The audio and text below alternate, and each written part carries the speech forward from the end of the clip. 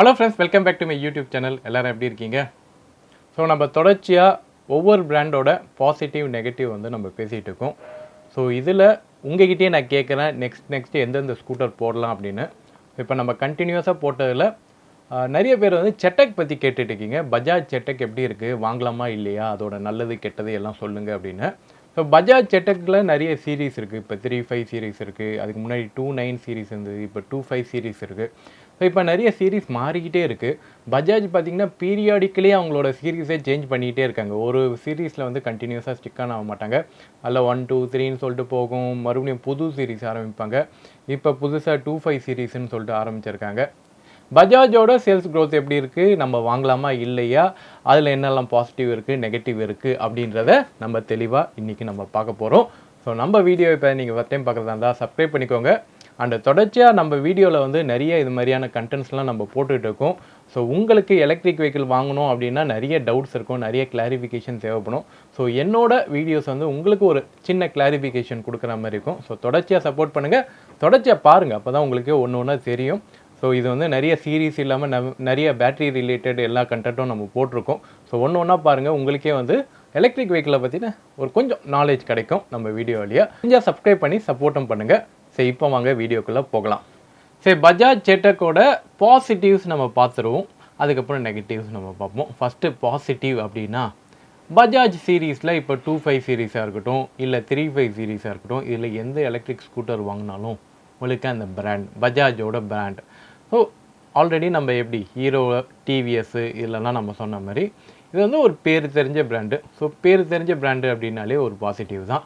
அடுத்தது இதோட sales volume அப்படின்னும் போது கூட பஜாஜுக்கு இப்போ கிட்டத்தட்ட டிவிஎஸ் ஐக்யூப் இப்போ ஃபஸ்ட்டில் இருக்குது, அடுத்தது வந்து பஜாஜ் தான் செகண்ட் பிளேஸில் இருக்குது. ஸோ கொஞ்சம் டஃப் காம்படிஷன் கொடுக்குறாங்க. டிவிஎஸ் பஜாஜ் தான் இப்போ வந்து எலக்ட்ரிக் வெஹிக்கிள் மார்க்கெட்டில் 60% ஆஃப் ஷேரை வந்து இவங்க 2 பேர் தான் கையில் வச்சுருக்காங்க. ஓலா, ஏத்தர்லாம் வந்து கீழே போயிட்டாங்க. அதுக்கு அடுத்தது தான் ஏத்தர் வருது, அப்புறம் தான் ஓலாவே வருது. ஸோ ஃபஸ்ட்டு 2 இடத்துல டிவிஎஸ் அண்டு பஜாஜ் இருக்காங்க. பஜாஜ் இப்போ செகண்ட் பொசிஷனிங்கில் இருக்காங்க. ஸோ வண்டியை வாங்குறவங்களுக்கு அது ஒரு ப்ரைட் மாதிரி. ஓகே, ஒரு நல்ல ஸ்கூட்டர் தான் வாங்குகிறோம் அப்படின்றது சேல்ஸ் வால்யூம் வழியாக தெரியுது. ஸோ பஜாஜ் எலக்ட்ரிக் ஸ்கூட்டர் ஒரு நல்ல ஸ்கூட்டர் அப்படின்னு சேல்ஸ் வால்யூம் வழியாக தெரியுது. சரி, அடுத்தது பார்த்திங்கன்னா பஜாஜோட பில்டு குவாலிட்டி எல்லாருமே அப்ரிஷியேட் பண்ணுறது. பஜாஜை பொறுத்த வரைக்கும் அவங்க மெட்டல் பாடி தான் அவங்களோட ஹைலைட்டாக. இப்போ வரைக்கும் அந்த 2.5 சீரீஸில் கூட வெயிட்டை ரிடக்ஷன் பண்ணக்கூடாதுன்னு சொல்லிட்டு இந்த 2.5 சீரீஸில் கூட அவங்க மெட்டல் பாடியை அவங்க ரீட்டைன் பண்ணுறாங்க. நார்மலி எலக்ட்ரிக் வெஹிக்கிளில் மெட்டல் பாடி பண்ணால் கொஞ்சம் வெயிட் ஆட் ஆகும், அதனால் அவங்களுக்கு எஃபிஷியன்சி குறையிறதுக்கான வாய்ப்புகள் இருக்குது. ஸ்டில் நிறைய நான் ஏற்கனவே கேட்டிருந்தேன் மெட்டல் பாடி வைக்கலாமா இல்லையான்னு. போன வீடியோவில் கூட நான் சொல்லியிருந்த போது நிறைய பேர் வந்து மெட்டல் பாடி தான் வேணும், மெட்டல் பாடி தான் வேணும் அப்படின்னு நிறைய பேர் வந்து கமெண்ட் பண்ணுறீங்க. ஸோ அப்படி இருக்கும்போது கம்பெனிஸும் வந்து உங்களோட கோரிக்கையை எடுத்துக்கிட்டு மெட்டல் பாடியே கண்டினியூ பண்ணிட்டு இருக்காங்க. அது ஒரு பாசிட்டிவ் ஃபீட்பேக். ஏன்னா அதில் ஒரு லுக் அண்ட் ஃபீல், ஒரு மெட்டல் பாடி, ஒரு ஸ்ட்ராங் பில்ட் குவாலிட்டி இருக்குது அப்படின்ற அதை நம்பப்படுது. அடுத்தது பார்த்திங்கன்னா பஜாஜோட ரிலையபிலிட்டி அப்படின்னு சொல்லும்போது ஒரு ட்ரஸ்டட் பிராண்டு. எங்கே திரும்பினாலும் ஒரு சர்வீஸ் சென்டர் இருக்கும். ஸோ எங்கே வேணாலும் சர்வீஸ் பண்ணிக்கலாம். பஜாஜ் அப்படின்னா நமக்கு சர்வீஸுக்காக குறைச்சல் அப்படின்ற ஒரு, ஆனால் பஜாஜ் செட்டக்கோட சர்வீஸ் லைன் டிஃப்ரெண்ட்டு தான், பட் இருந்தாலும் அது நம்பப்படுது. ஓகே, அது ஒரு பாசிட்டிவாகவே எடுத்துக்கப்படுது. அண்டு ஒரு ரைட் குவாலிட்டி அப்படின்னும் போது ஒரு டீசெண்டான ரைட் குவாலிட்டி கொடுக்குது, ஒரு நல்ல ஒரு எஃபிஷியன்சி கொடுக்குது. இப்போ 3.5 சீரீஸ் எடுத்துக்கிட்டிங்க அப்படின்னா ஒரு சாலிடாக ஒரு 100லேருந்து 120 கிலோமீட்டர் வந்து ரேஞ்ச் கொடுக்குது. ஒரு டெய்லி ஒரு 60 கிலோமீட்டர் 70 கிலோமீட்டர் போகிறவங்களுக்கு, இல்லை ஒரு ஷார்ட் ரைடுன்னு வச்சுக்கோங்களேன், இதை வச்சுட்டு ரொம்ப தூரம்லாம் போக முடியாது, சிட்டி கம்யூட்டுக்கு யூஸ் பண்ணுறவங்களுக்கு ஒரு சாலிடான ஒரு பில்ட் குவாலிட்டியில் இருக்கிற நல்ல பிராண்டில் இருக்கிற ஒரு எலக்ட்ரிக் வெஹிக்கிள் அப்படின்னு சொன்னால் பஜாஜ் செட்டுக்கு. ஸோ இதுவும் சொன்னால் நிறைய பேர் வந்து ரெக்கமெண்டேஷனில் வந்து பஜாஜ் நார்மல் யூசேஜுக்கு எனக்கு வேணும், எனக்கு வந்து பெருசாக சாஃப்ட்வேர்லாம் வச்சு டென்ஷன் பண்ணாமல் கீழே போட்டோமா, ஆன் பண்ணோமா, வண்டியை வந்து அப்படியே சைலண்ட்டாக எடுத்துக்கிட்டு போனோமா, அந்த மாதிரி எனக்கு வந்து பெட்ரோல் சேவிங் ஸ்கூட்டர் வேணும் அப்படின்னா பஜாஜ் செட்டக் கண்டிப்பாக எடுக்கலாம். ஒரு நல்ல டீசெண்டான ஒரு ஸ்பெசிஃபிகேஷனில் இருக்கிற ஸ்கூட்டர் அப்படின்னே சொல்லலாம். இதில் ரொம்ப மோசமாக இருக்காது. ப்ரைஸிங் கூட பார்த்திங்கன்னா உங்களுக்கு வந்து கரெக்டான ப்ரைஸிங்கில் கொடுத்துருப்பாங்க. இப்போ 2.5 சீரீஸ் அப்படின்னு எடுத்தாலே ஒரு 1 லேக்குள்ளே நமக்கு பட்ஜெட்டில் வருது. அண்டு 3.5 சீரீஸ் அப்படின்னு வரும்போது உங்களுக்கு வந்து ஓரளவுக்கு ஒரு மேட்ச் பண்ணுற மாதிரி ஒரு 130லேருந்து 150க்குள்ளே அந்த டிஸ்பிளே வச்சு அவங்க கொஞ்சம் அந்த ப்ரைஸை ஏற்றுறாங்க, இறக்குறாங்க. ஸோ மிச்சபடி டிஸ்பிளேவை எடுத்துட்டிங்கன்னா எல்லாமே ஒன்று தான். உள்ள மோட்டரு, பேட்டரி கெப்பாசிட்டி எல்லாமே ஒன்றா தான் இருக்கும். ஸோ டிஸ்பிளே வச்சு ஏமாந்துடாதீங்க, அதனால் ஒரு பெனிஃபிட்டுமே இல்லை. அது நெகட்டிவில் நம்ம பேசுவோம்.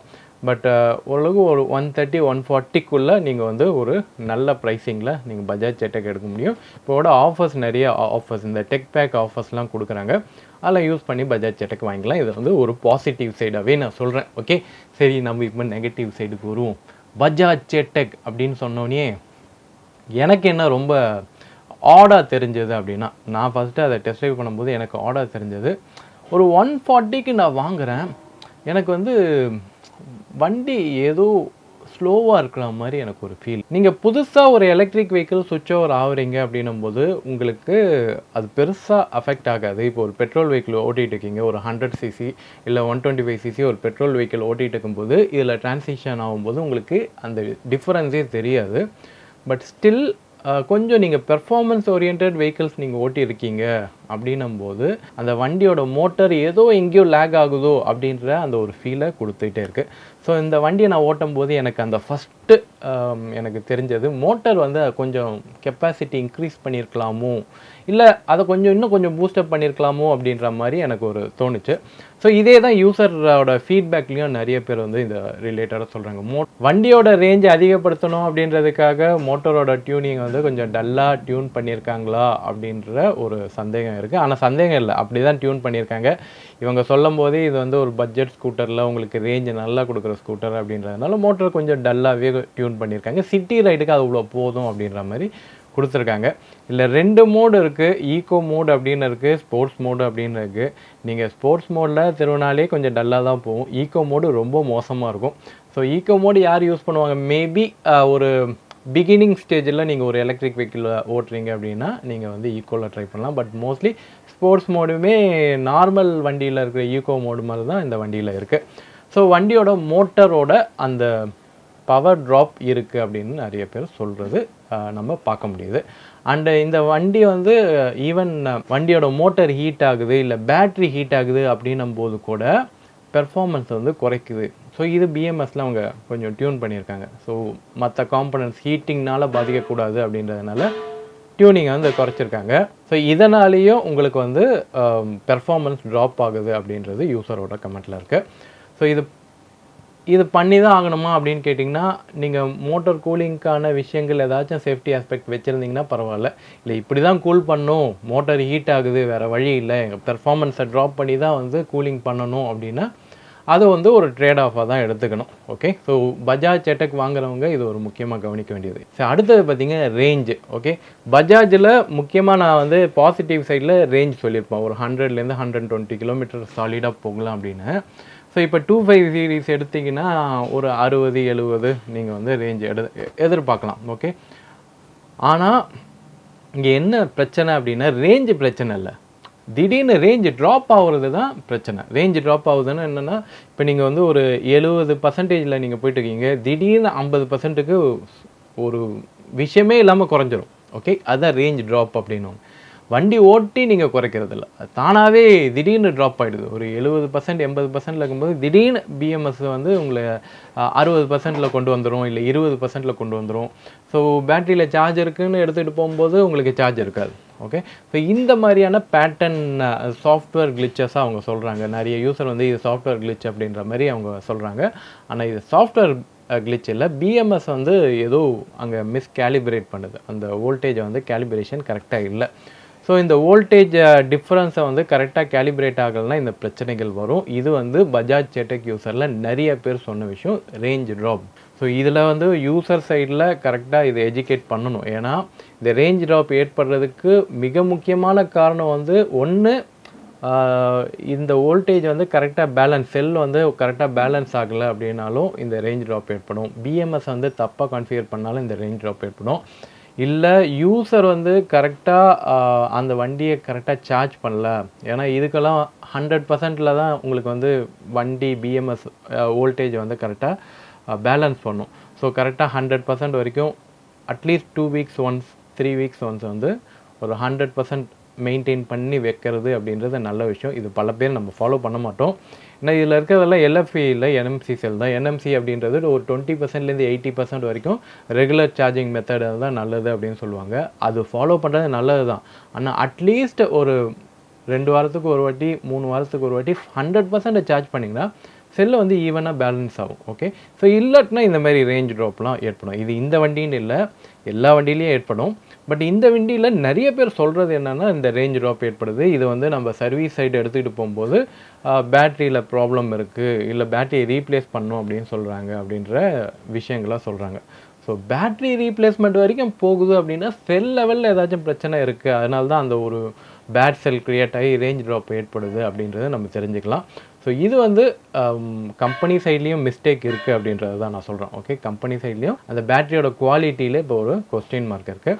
ஸோ அது எந்த அளவுக்கு சார்ட் அவுட் பண்ணியிருக்காங்கன்னு தெரியல. ஏன்னா புதுசாக சீரீஸ் வச்சுருக்கிறதுனால இப்போ புது சீரீஸில் ஏதாச்சும் அதில் ஏதாவது மாடிஃபிகேஷன் பண்ணியிருக்காங்களா, இல்லை செல்லை வந்து ஏதாச்சும் வெண்டர் மாற்றிருக்காங்களா அப்படின்றதெல்லாம் போக போக தான் தெரியும்.